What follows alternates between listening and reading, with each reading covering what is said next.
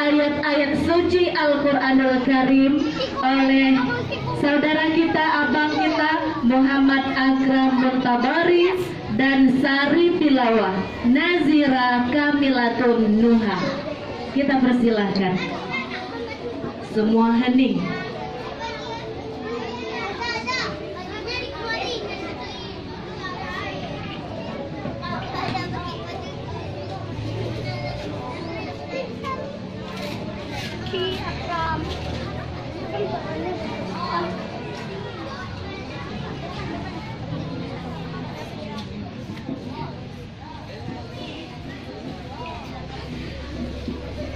Assalamualaikum warahmatullahi wabarakatuh.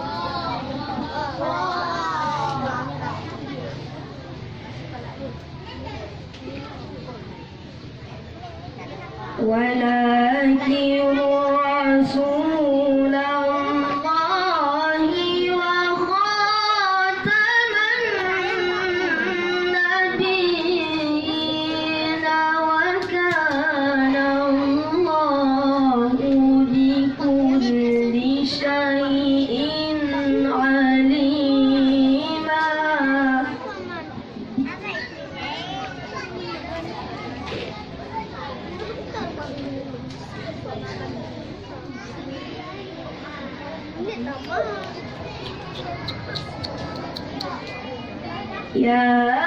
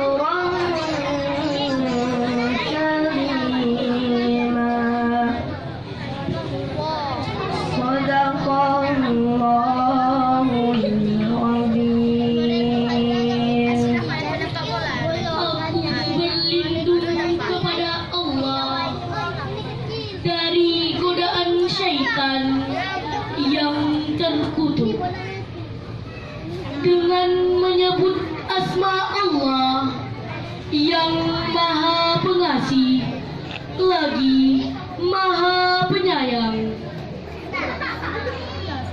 Tidak ada keberatan apapun pada Nabi tentang apa yang telah ditetapkan Allah baginya. Allah telah menetapkan yang demikian sebagai sunnah Allah pada nabi-nabi yang telah terdahulu, dan ketetapan Allah itu suatu ketetapan yang pasti berlaku, yaitu orang-orang yang menyampaikan risalah-risalah Allah, mereka takut kepadanya dan tidak merasa takut kepada siapapun selain kepada Allah, dan cukuplah Allah sebagai pembuat perhitungan. Muhammad itu bukanlah bapak dari seorang di antara kamu, tetapi dia adalah utusan Allah dan penutup para nabi, dan Allah Maha mengetahui segala sesuatu. Wahai orang-orang yang beriman, ingatlah kepada Allah dengan mengingat namanya sebanyak-banyaknya, dan bertasbihlah kepadanya pada waktu pagi dan petang. Dialah yang memberi rahmat kepadamu dan para malaikatnya, memohonkan ampunan untukmu, agar dia mengeluarkan kamu dari kegelapan pada cahaya yang terang. Dan dia Maha Penyayang kepada orang-orang yang beriman. Penghormatan mereka, orang-orang mukmin itu, ketika menemuinya ialah salam, dan dia menyediakan pahala yang mulia bagi mereka. Maha benar Allah